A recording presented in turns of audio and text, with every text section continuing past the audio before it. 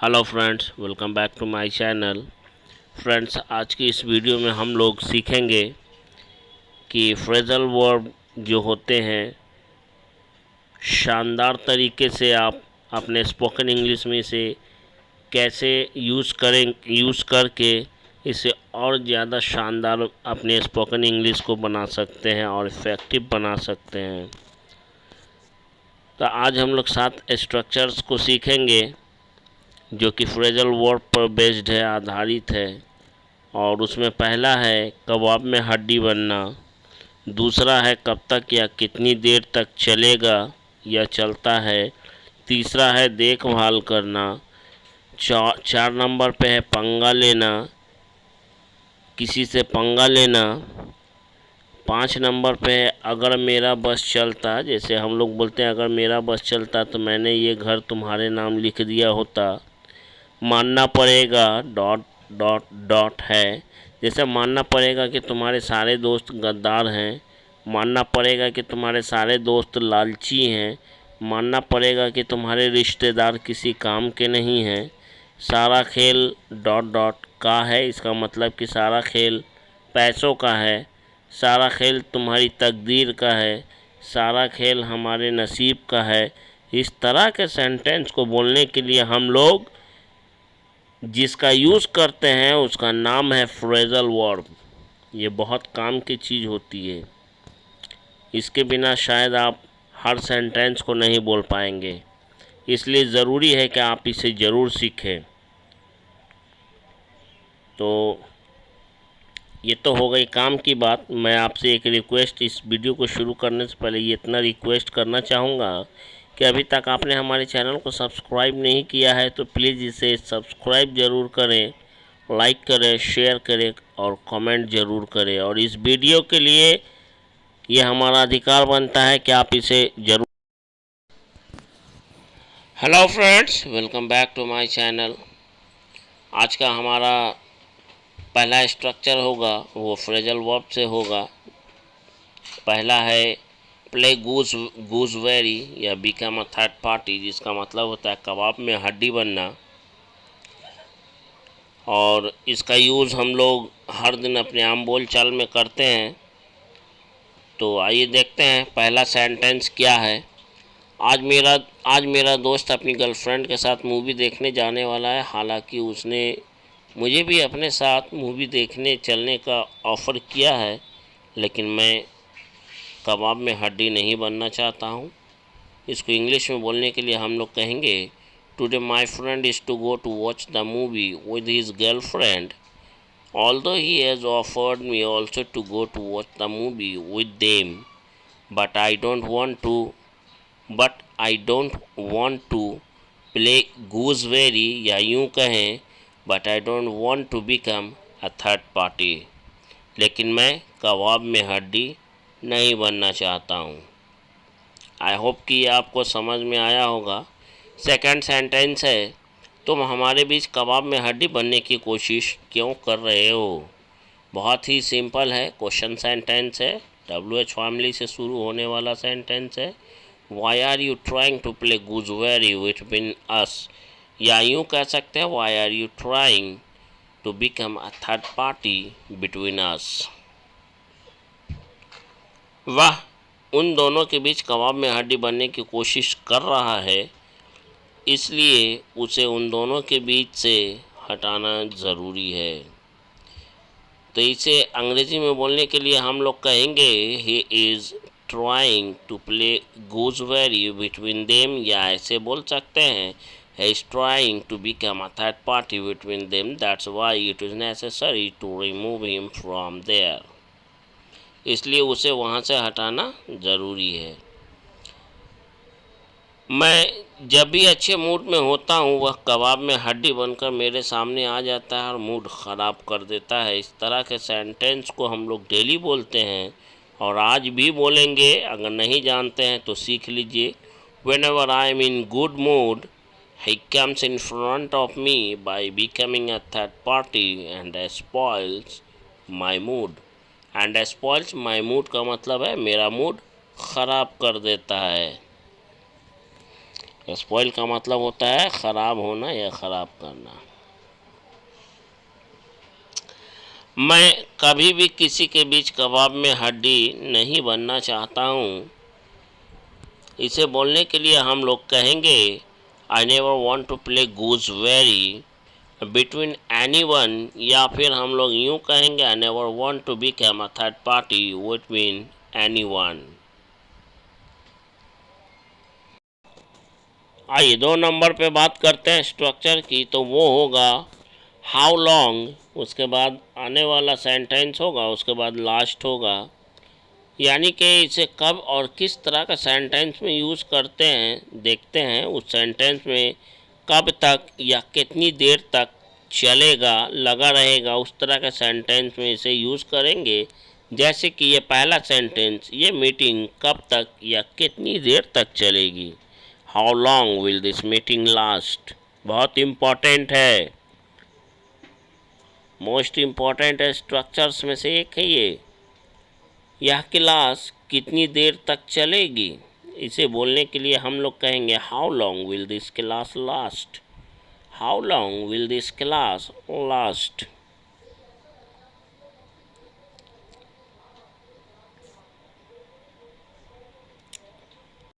Next sentence है यह movie कितनी देर तक चलेगी।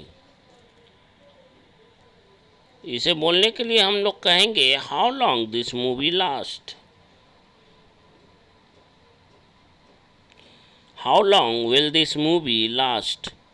1 लीटर डीजल में यह जनरेटर कितनी देर तक चलती है। यह प्रेजेंट इंडेफिनिट टेंस का है, थोड़ा ध्यान देंगे। How long does this generator last in 1 litre diesel, how long does this generator last in 1 litre diesel.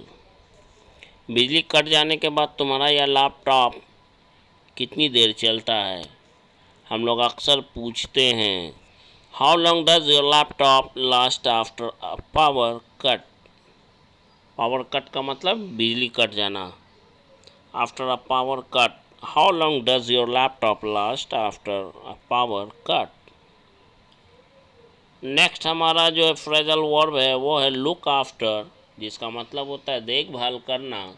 और इससे एक नहीं, दो नहीं, आज के बाद आप करोड़ों सेंटेंस बना सकते हैं। एक बेटा होने के नाते तुम्हें अपने माता पिता की देखभाल ज़रूर करनी चाहिए। इसे बोलने के लिए हम लोग कहेंगे being a son you must have look after, you must look after your parents, you must look after your parents, क्योंकि अवश्य है, अवश्य के लिए हम लोग अवश्य चाहिए के लिए मस्ट का यूज़ करते हैं। Being a son you must look after your parents, if you don't look after your parents, अगर तुम अपने माता पिता की देखभाल नहीं करते हो, your offspring also will not look after you, तुम्हारी संतान, तुम्हारी औलाद भी तुम्हारी देखभाल नहीं करेगी या नहीं करेगा। आई होप कि आपको अच्छे तरीके से समझ में आ रहा होगा। यह हमारा कर्तव्य है कि हमें अपने समाज के गरीबों और दबे कुचले लोगों की मदद करनी चाहिए। सीख लीजिए, यह मौका है आपके पास, गोल्डन अपॉर्चुनिटी है सीखने का, सीखिए। रामू आता है, मोहन सोती है, सीता गाती है, ये बिल्कुल अलग है। ये आपको नेचुरल इंग्लिश स्पीकिंग सिखाएगा ये। It is our duty that we should, ये सलाह के सेंस में है बी शुड, और आउट टू जो है वो मोरलिटी के सेंस में है, कर्तव्य के सेंस में हम लोग आउट टू का यूज़ करते हैं। सीख लीजिए, समझ लीजिए। यहाँ पे हमने आउट टू का अगर यूज़ किया है तो वो है कर्तव्य के सेंस में, मोरलिटी के सेंस में। It is our duty that we ought to help the poor and downtrodden people. Downtrodden people का मतलब होता है दबे कुचले लोग। मैं उस समय तक आपके भाई की देखभाल करता रहूँगा। विल बी प्लस वर्ब की आईएनजी फॉर्म का या will plus keep plus verb की आईएनजी फॉर्म का यूज़ करते हैं। इसे ध्यानपूर्वक सुने और इस वीडियो के लिए दिल खोल कर लाइक शेयर सब्सक्राइब ज़रूर मिलना चाहिए मुझे, क्योंकि मैं इसका हकदार हूँ। चलिए शुरू करते हैं। आई विल बी या I will keep looking after your brother until you come back. मैं उस समय तक आपके भाई की देखभाल करता रहूँगा जब तक आप वापस नहीं आ जाते। नंबर 4 पे है हमारा, इफ़ आई हैड माई वे, अगर मेरा बस चलता। यानी कि ये पास्ट की बात को बता रहा है। अगर हमारा बस चलता तो मैं ये कर देता, मैं वो कर देता, मैं ये ख़रीद लेता, मैं उसकी मदद कर देता। ये पास्ट की बात को दर्शाता है। हमारा बस चलता, लेकिन बस चला नहीं। खैर बहरहाल, यदि मेरा बस चलता तो मैं तुम्हें पैसे बहुत पहले ही दे दिया होता। If I had my way I would have given you money much earlier. If I had my way I would have given you money much earlier. अगर मेरा बस चलता तो आज मैं गरीबों की मदद कर रहा होता। सुन लीजिए, इसमें सुन लीजिए ध्यान से कि इसमें अलग अलग स्ट्रक्चर्स को, वुड के अलग अलग स्ट्रक्चर्स को सिखाया गया है। If I had my way today I would be helping the poor. यहाँ पे क्या है, रहा होता, कॉन्टिन्यूअस के बारे में बता रहा है कि कोई काम मैं कर रहा होता। उसके लिए हम लोग वुड बी प्लस वर्ब के आईएनजी फॉर्म का यूज़ करते हैं। अगर मेरा बस चलता तो मैंने तुम्हें पिटवा दिया होता। If I had my way I would have got you beaten. If I had my way I would have got you beaten. क्या आप इस तरह का सेंटेंस आपको सुनने को मिलता है? कभी आपने कभी बोला है, कभी सुना है? अगर नहीं सुना है, अगर सुना है और बोला है तो ज़रूर बताएंगे आप लोग कमेंट में। अगर मेरा बस चलता तो मैंने उसे कब का सबक सिखा दिया होता। जी हाँ, किसी से पंगा होता है तो अक्सर लोग इस तरह का बात बोलते हैं। If I had my way I would have taught him a lesson too long ago. Too long ago का मतलब कब का या बहुत पहले ही, too long ago. If I had my way I would have taught him a lesson too long अगो।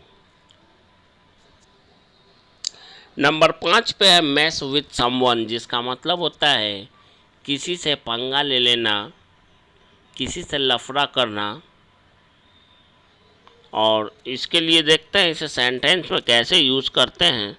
पहला sentence है, उससे कोई भी पंगा नहीं ले सकता। कोई भी नहीं मतलब नो वन ले सकता। No one can mess with him. तुम मुझसे पंगा लेने की कोशिश भी मत करना। तुम मुझसे पंगा लेने की कभी कोशिश मत करना। ये है हमारा दूसरा sentence, you never try to mess with me. तुम मुझसे पंगा लेने की कोशिश मत करना। You don't try to mess with me. उससे पंगा लेना मेरे बस की बात नहीं है। ये सेंटेंस और स्ट्रक्चर के साथ साथ सब कुछ चेंज हो रहा है इसमें। Vocab, sentence, structures. उससे पंगे लेना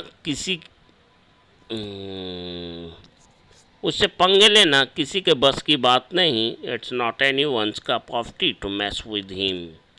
it's not anyone's cup of tea to mess with him. Next sentence है, तो मुझसे पंगे क्यों ले रहे हो। इसे हम लोग अंग्रेज़ी में बोलने के लिए हम लोग कहेंगे why are you messing with me. Why are you messing with me. उससे पंगे लेने की कभी कोशिश भी मत करना। इसे बोलने के लिए हम लोग कहेंगे don't even dare to mess with him. Don't even dare to mess with him. Don't even dare to mess with him. Next है हमारा आई हैव टू एडमिट, जिसका मतलब होता है मुझे मानना पड़ेगा। आई हैव टू एडमिट, इसका मतलब होता है मुझे मानना पड़ेगा, लेकिन हम लोग सेंटेंस में यूज़ करते हैं मानना पड़ेगा। मानना पड़ेगा तुम्हारी इंग्लिश बहुत अच्छी है। I have to admit your English is brilliant. मानना पड़ेगा तुम्हारे सारे दोस्त बहुत मतलबी हैं। इसे बोलने के लिए हम लोग हम लोग इस तरह से इसे बोल सकते हैं, I have to admit all your friends are so selfish या very selfish. I have to admit all your friends are very या सो सेल्फिश। मानना पड़ेगा तुम्हारे बच्चे बहुत तहजीब वाले हैं। तहजीब वाले को हम लोग बोलते हैं इंग्लिश में एटिक्वेटेड या well mannered. I have to admit comma your kids और चिल्ड्रेन आर वेल मैनर्ड।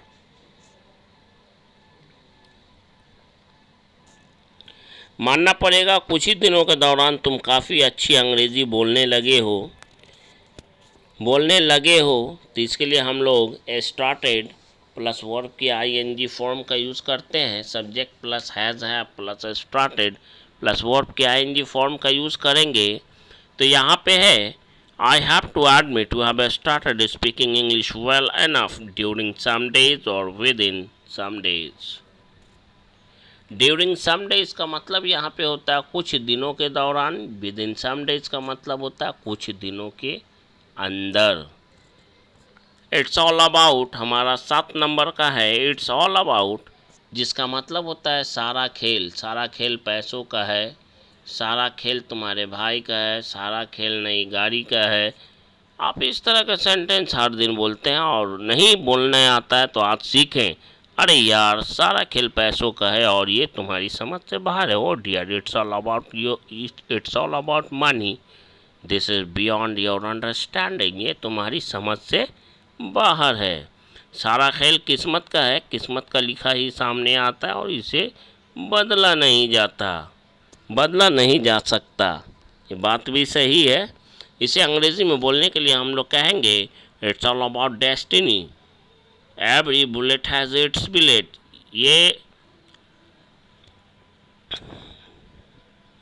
सारा every bullet has its billet, किस्मत का लिखा ही सामने आता है। इसका ये मतलब होता है, ये एक ईडियम है। Every bullet has its bill rate and it can not be changed, और इसे बदला नहीं जा सकता।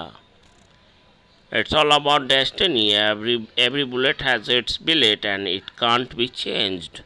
सारा खेल पैसों का है, अगर आपके पास पैसे हैं।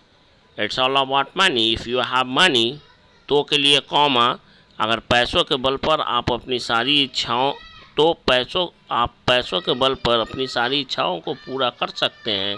You can fulfil all your desires by dint of money.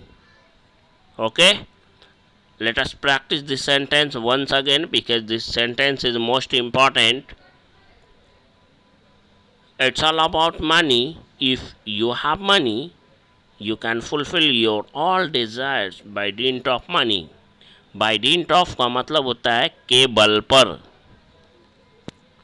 So guys, I hope you would have liked this video. If you like this video and have not subscribed my channel yet, so I would like to request this channel.